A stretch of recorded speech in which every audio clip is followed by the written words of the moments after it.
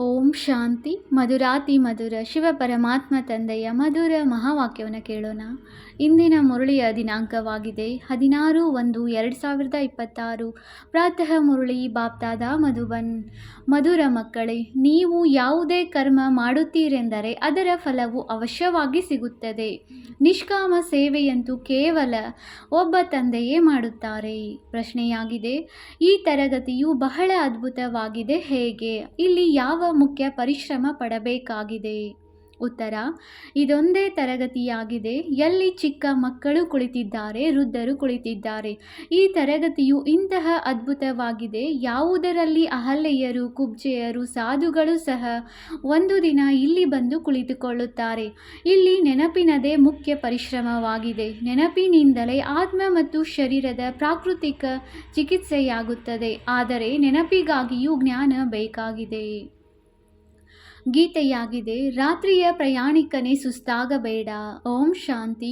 ಮಧುರಾತಿ ಮಧುರ ಆತ್ಮಿಕ ಮಕ್ಕಳು, ಗೀತೆಯನ್ನು ಕೇಳಿದಿರಿ. ಆತ್ಮಿಕ ತಂದೆಯು ಮಕ್ಕಳಿಗೆ ಇದರ ಅರ್ಥವನ್ನು ಸಹ ತಿಳಿಸುತ್ತಾರೆ. ಆಶ್ಚರ್ಯವೇನೆಂದರೆ, ಗೀತೆ ಅಥವಾ ಶಾಸ್ತ್ರ ಮೊದಲಾದವುಗಳನ್ನು ರಚಿಸುವವರು ಇದರ ಅರ್ಥವನ್ನು ತಿಳಿದುಕೊಂಡಿಲ್ಲ. ಪ್ರತಿಯೊಂದು ಮಾತಿಗೆ ಅನರ್ಥವನ್ನೇ ತೆಗೆದುಕೊಳ್ಳುತ್ತಾರೆ. ಆತ್ಮಿಕ ತಂದೆ ಯಾರು ಜ್ಞಾನಸಾಗರ ಪತಿತ ಪಾವನನಾಗಿದ್ದಾರೆ ಅವರೇ ಕುಳಿತು ಇದರ ಅರ್ಥವನ್ನು ತಿಳಿಸುತ್ತಾರೆ. ರಾಜಯೋಗವನ್ನು ಸಹ ತಂದೆಯೇ ಕಲಿಸುತ್ತಾರೆ. ನೀವು ಮಕ್ಕಳು ತಿಳಿದುಕೊಂಡಿದ್ದೀರಿ. ಈಗ ಪುನಃ ನಾವು ರಾಜರಿಗೂ ರಾಜರಾಗುತ್ತಿದ್ದೇವೆ. ಮತ್ಯಾವುದೇ ಶಾಲೆಗಳಲ್ಲಿ ನಾವು ಪುನಃ ಬ್ಯಾರಿಸ್ಟರ್ ಆಗುತ್ತೇವೆಂದು ಹೇಳುವುದಿಲ್ಲ. ಈ ಪುನಃ ಎಂಬ ಶಬ್ದವನ್ನು ಯಾರೂ ಹೇಳುವುದಿಲ್ಲ. ನೀವು ಹೇಳುತ್ತೀರಿ, ನಾವು 5000 ವರ್ಷಗಳ ಮೊದಲಿನಂತೆ ಪುನಃ ಬೇಹದ್ದಿನ ತಂದೆಯಿಂದ ಓದುತ್ತೇವೆ. ಈ ವಿನಾಶವೂ ಸಹ ಪುನಃ ಆಗುವುದು. ಎಷ್ಟು ದೊಡ್ಡ ದೊಡ್ಡ ಬಾಂಬುಗಳನ್ನು ತಯಾರಿಸುತ್ತಾರೆ, ಬಹಳ ಶಕ್ತಿಶಾಲಿ ಅಸ್ತ್ರಗಳನ್ನು ತಯಾರಿಸುತ್ತಾರೆ. ಅಂದ ಮೇಲೆ ಇದನ್ನು ಕೇವಲ ಹಾಗೆಯೇ ಇಟ್ಟುಕೊಳ್ಳುವುದಕ್ಕಾಗಿ ಮಾಡುವುದಿಲ್ಲ ಅಲ್ಲವೇ? ಈ ವಿನಾಶವೂ ಸಹ ಶುಭ ಕಾರ್ಯಕ್ಕಾಗಿಯೇ ಇದೆ. ಆದ್ದರಿಂದ ನೀವು ಮಕ್ಕಳು ಹೆದರುವ ಅವಶ್ಯಕತೆ ಇಲ್ಲ. ಈ ಯುದ್ಧವೂ ಸಹ ಕಲ್ಯಾಣಕಾರಿಯಾಗಿದೆ. ತಂದೆಯು ಕಲ್ಯಾಣಕ್ಕಾಗಿಯೇ ಬರುತ್ತಾರೆ. ತಂದೆಯು ಬಂದು ಬ್ರಹ್ಮರವರ ಮೂಲಕ ಸ್ಥಾಪನೆ, ಶಂಕರನ ಮೂಲಕ ವಿನಾಶದ ಕರ್ತವ್ಯವನ್ನು ಮಾಡಿಸುತ್ತಾರೆಂದು ಹೇಳುತ್ತಾರೆ. ಅಂದ ಮೇಲೆ ಈ ಬಾಂಬು ಮೊದಲಾದವುಗಳು ಸಹ ವಿನಾಶಕ್ಕಾಗಿಯೇ ಇವೆ. ಇದಕ್ಕಿಂತ ಬಲಶಾಲಿಯಾಗಿರುವುದು ಮತ್ಯಾವುದೂ ವಸ್ತುವಿಲ್ಲ. ಜೊತೆಗೆ ಪ್ರಾಕೃತಿಕ ವಿಕೋಪಗಳು ಆಗುತ್ತವೆ. ಅದಕ್ಕೆ ಯಾರೂ ಈಶ್ವರೀಯ ವಿಕೋಪಗಳೆಂದು ಹೇಳುವುದಿಲ್ಲ. ಈ ಪ್ರಾಕೃತಿಕ ಆಪತ್ತುಗಳು ಡ್ರಾಮಾದಲ್ಲಿ ನಿಗದಿಯಾಗಿದೆ. ಇದೇನು ಹೊಸ ಮಾತಲ್ಲ. ಎಷ್ಟು ದೊಡ್ಡ ದೊಡ್ಡ ಬಾಂಬುಗಳನ್ನು ತಯಾರಿಸುತ್ತಾರೆ. ನಾವು ಇಡೀ ನಗರವನ್ನೇ ಸಮಾಪ್ತಿ ಮಾಡಿಬಿಡುತ್ತೇವೆ ಎಂದು ಹೇಳುತ್ತಾರೆ. ಜಪಾನಿನ ಯುದ್ಧದಲ್ಲಿ ಯಾವ ಬಾಂಬುಗಳನ್ನು ಹಾಕಿದರೂ ಅವು ಬಹಳ ಚಿಕ್ಕದಾಗಿದ್ದವು. ಈಗಂತೂ ದೊಡ್ಡ ದೊಡ್ಡ ಬಾಂಬುಗಳನ್ನು ತಯಾರಿಸಿದ್ದಾರೆ. ಯಾವಾಗ ಹೆಚ್ಚು ಕಷ್ಟದಲ್ಲಿ ಸಿಲುಕುವರೋ, ಸಹನೆ ಮಾಡಲು ಆಗುವುದಿಲ್ಲವೋ ಆಗ ಬಾಂಬುಗಳನ್ನು ಹಾಕಲು ಆರಂಭಿಸಿಬಿಡುತ್ತಾರೆ. ಎಷ್ಟೊಂದು ನಷ್ಟವಾಗುವುದು. ಈಗಿನ್ನೂ ಪ್ರಯೋಗ ಮಾಡಿ ನೋಡುತ್ತಿದ್ದಾರೆ. ಲೆಕ್ಕವಿಲ್ಲದಷ್ಟು ಹಣವನ್ನು ಖರ್ಚು ಮಾಡುತ್ತಾರೆ. ಇವುಗಳನ್ನು ತಯಾರಿಸುವವರ ಸಂಬಳವೂ ಸಹ ಹೆಚ್ಚಾಗಿರುತ್ತದೆ. ಅಂದಾಗ ನೀವು ಮಕ್ಕಳಿಗೆ ಖುಷಿ ಇರಬೇಕು. ಹಳೆಯ ಪ್ರಪಂಚದ ವಿನಾಶವಾಗಲಿದೆ. ನೀವು ಮಕ್ಕಳು ಹೊಸ ಪ್ರಪಂಚಕ್ಕಾಗಿ ಪುರುಷಾರ್ಥ ಮಾಡುತ್ತಿದ್ದೀರಿ. ವಿವೇಕವು ಹೇಳುತ್ತದೆ, ಹಳೆಯ ಪ್ರಪಂಚವು ಖಂಡಿತ ಸಮಾಪ್ತಿಯಾಗುವುದು. ಮಕ್ಕಳು ತಿಳಿದುಕೊಂಡಿದ್ದೀರಿ. ಕಲಿಯುಗದಲ್ಲಿ ಏನಿದೆ, ಸತ್ಯಯುಗದಲ್ಲಿ ಏನಿರುವುದು. ನೀವೀಗ ಸಂಗಮದಲ್ಲಿ ನಿಂತಿದ್ದೀರಿ. ನಿಮಗೆ ತಿಳಿದಿದೆ, ಸತ್ಯಯುಗದಲ್ಲಿ ಇಷ್ಟೊಂದು ಜನಸಂಖ್ಯೆ ಇರುವುದಿಲ್ಲ. ಅಂದ ಮೇಲೆ ಇವರೆಲ್ಲರ ವಿನಾಶವಾಗುವುದು. ಈ ಪ್ರಾಕೃತಿಕ ಆಪತ್ತುಗಳು ಕಲ್ಪದ ಮೊದಲು ಆಗಿತ್ತು. ಹಳೆಯ ಪ್ರಪಂಚವು ಸಮಾಪ್ತಿಯಾಗಲೇಬೇಕಾಗಿದೆ. ವಿಕೋಪಗಳಂತೂ ಹೀಗೆ ಬಹಳಷ್ಟು ಆಗುತ್ತಾ ಬಂದಿದೆ. ಆದರೆ ಅದು ಚಿಕ್ಕ ಅಂದಾಜಿನಲ್ಲಿ ಆಗಿತ್ತು. ಈಗ ಈ ಇಡೀ ಹಳೆಯ ಪ್ರಪಂಚವೇ ಸಮಾಪ್ತಿಯಾಗುವುದಿದೆ. ಆದ್ದರಿಂದ ನೀವು ಮಕ್ಕಳಿಗೆ ಬಹಳ ಖುಷಿಯಾಗಬೇಕು. ನಾವು ಆತ್ಮಿಕ ಮಕ್ಕಳಿಗೆ ಪರಮಪಿತ ಪರಮಾತ್ಮ ತಂದೆಯು ಕುಳಿತು ತಿಳಿಸಿಕೊಡುತ್ತಾರೆ. ಈ ವಿನಾಶವು ನಿಮಗಾಗಿಯೇ ಆಗುತ್ತಿದೆ. ರುದ್ರ ಜ್ಞಾನ ಯಜ್ಞದಿಂದ ವಿನಾಶ ಜ್ವಾಲೆಯು ಪ್ರಜ್ವಲಿತವಾಯಿತೆಂದು ಗಾಯನವಿದೆ. ಕೆಲವು ಮಾತುಗಳು ಗೀತೆಯಲ್ಲಿಯೂ ಇವೆ. ಇದರ ಅರ್ಥವು ಬಹಳ ಚೆನ್ನಾಗಿದೆ. ಆದರೆ ಯಾರೂ ತಿಳಿದುಕೊಳ್ಳುವುದಿಲ್ಲ. ಅವರು ಶಾಂತಿಯನ್ನು ಬೇಡುತ್ತಿರುತ್ತಾರೆ. ನೀವು ಹೇಳುತ್ತೀರಿ, ಇದು ಬೇಗ ವಿನಾಶವಾಗಿ ಬಿಟ್ಟರೆ ನಾವು ಹೋಗಿ ಸುಖಿಯಾಗಿರುತ್ತೇವೆ ಎಂದು. ತಂದೆಯು ತಿಳಿಸುತ್ತಾರೆ, ಯಾವಾಗ ನೀವು ಸತೋಪ್ರಧಾನರಾಗಿ ಬಿಡುವರೋ ಆಗ ಸುಖಿಯಾಗಿ ಬಿಡುವಿರಿ. ತಂದೆಯು ಅನೇಕ ಪ್ರಕಾರದ ವಿಚಾರಗಳನ್ನು ತಿಳಿಸುತ್ತಾರೆ, ಮತ್ತೆ ಇವು ಕೆಲವರ ಬುದ್ಧಿಯಲ್ಲಿ ಚೆನ್ನಾಗಿ ಕುಳಿತುಕೊಳ್ಳುತ್ತದೆ, ಇನ್ನು ಕೆಲವರ ಬುದ್ಧಿಯಲ್ಲಿ ಕಡಿಮೆ. ವೃದ್ಧರು ತಿಳಿದುಕೊಳ್ಳುತ್ತಾರೆ, ಶಿವ ತಂದೆಯನ್ನು ನೆನಪು ಮಾಡಿದರೆ ಸಾಕು, ತಮ್ಮನ್ನು ಆತ್ಮನೆಂದು ತಿಳಿದು ತಂದೆಯನ್ನು ನೆನಪು ಮಾಡಿದರೂ ಸಹ ಆಸ್ತಿಯನ್ನು ಪಡೆದುಕೊಳ್ಳುತ್ತೀರಿ. ಪ್ರದರ್ಶಿನಿಯಲ್ಲಿ ಎಲ್ಲರೂ ಬರುತ್ತಾರೆ. ಅಜಮಿಳನಂತಹ ಪಾಪಾತ್ಮರು, ಗಣಿಕೆಯರು ಮೊದಲಾದವರೆಲ್ಲರ ಉದ್ಧಾರವಾಗಬೇಕಾಗಿದೆ. ಕೂಲಿಕಾರರು ಸಹ ಒಳ್ಳೆಯ ವಸ್ತ್ರವನ್ನು ಧರಿಸಿ ಬಂದು ಬಿಡುತ್ತಾರೆ. ಮಹಾತ್ಮ ಗಾಂಧೀಜಿಯು ಅಸ್ಪೃಶ್ಯರನ್ನು ಸಹ ಮುಕ್ತಗೊಳಿಸಿದರು, ಜೊತೆಯಲ್ಲಿಯೇ ತಿನ್ನುತ್ತಾರೆ. ಈ ತಂದೆಯಂತೂ ಯಾವುದಕ್ಕೂ ನಿರಾಕರಿಸುವುದಿಲ್ಲ. ಇವರ ಉದ್ಧಾರವನ್ನು ಸಹ ಮಾಡಲೇಬೇಕಾಗಿದೆ. ಅವರ ಕೆಲಸದ ಜೊತೆ ನಮಗೆ ಯಾವುದೇ ಸಂಬಂಧವಿಲ್ಲ.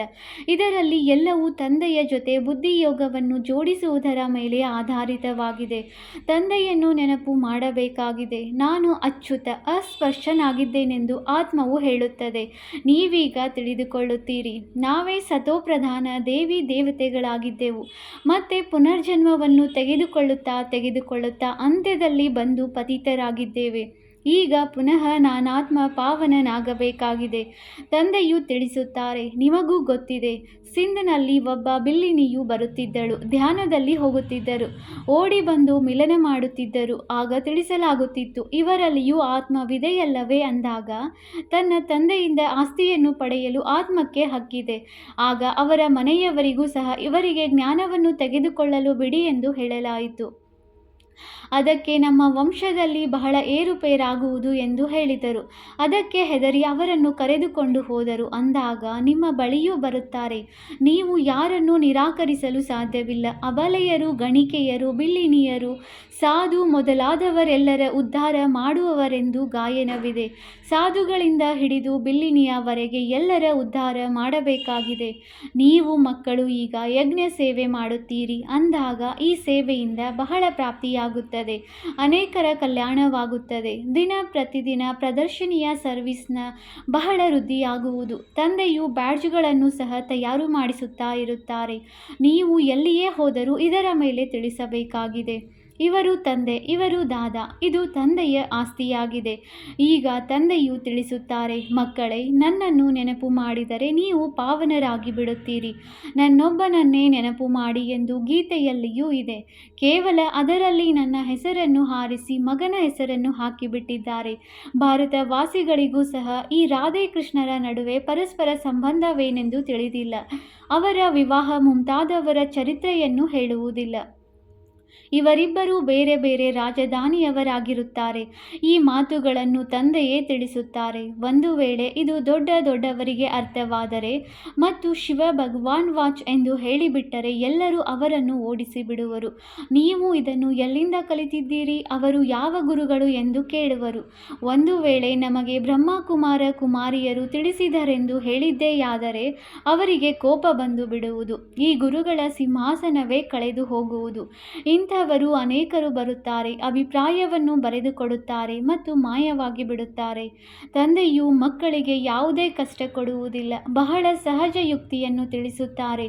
ಯಾರಿಗಾದರೂ ಮಕ್ಕಳಾಗದಿದ್ದರೆ ಸಂತಾನವನ್ನು ಕರುಣಿಸಿ ಎಂದು ಭಗವಂತನಿಗೆ ಹೇಳುತ್ತಾರೆ. ಮತ್ತೆ ಮಕ್ಕಳಾದ ಮೇಲೆ ಅವರನ್ನು ಬಹಳ ಚೆನ್ನಾಗಿ ಪಾಲನೆ ಮಾಡುತ್ತಾರೆ, ಓದಿಸುತ್ತಾರೆ. ನಂತರ ದೊಡ್ಡವರಾದ ಮೇಲೆ ಈಗ ತಮ್ಮ ಉದ್ಯೋಗವನ್ನು ನೋಡಿಕೊಳ್ಳಿ ಎಂದು ಹೇಳುತ್ತಾರೆ.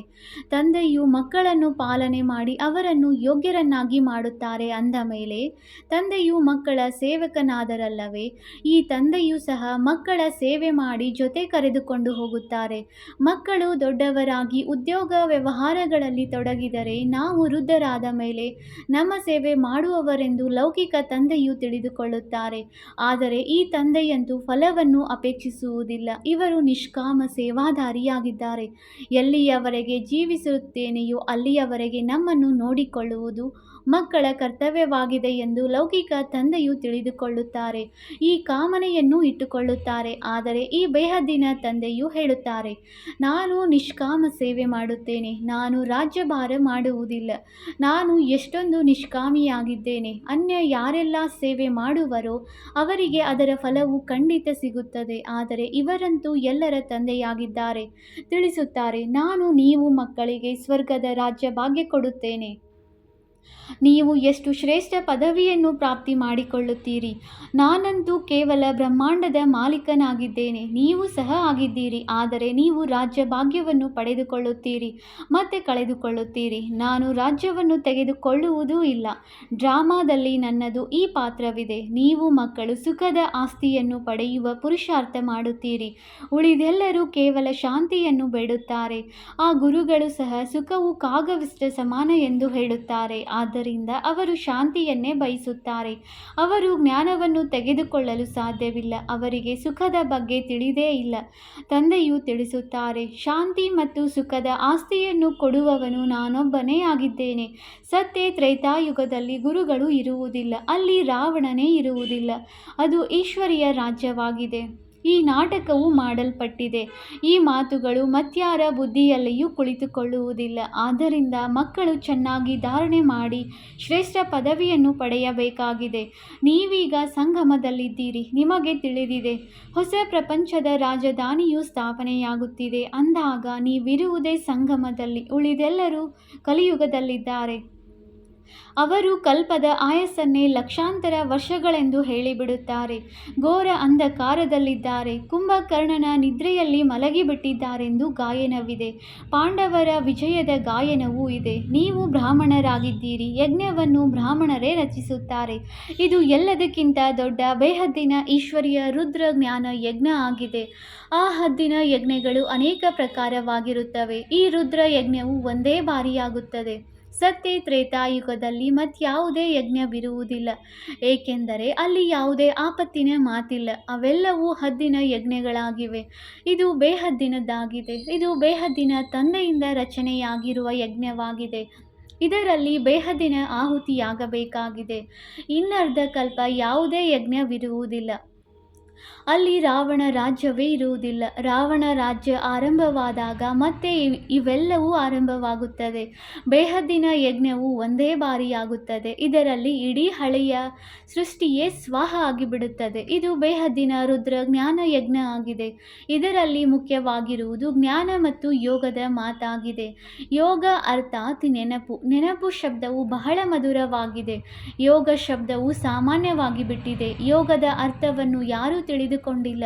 ನೀವು ತಿಳಿಸಬಹುದು. ಯೋಗ ಅರ್ಥಾತ್ ತಂದೆಯನ್ನು ನೆನಪು ಮಾಡಬೇಕಾಗಿದೆ.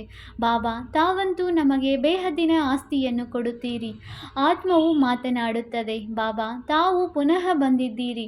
ನಾವಂತೂ ತಮ್ಮನ್ನು ಮರೆತು ಹೋಗಿದ್ದೆವು.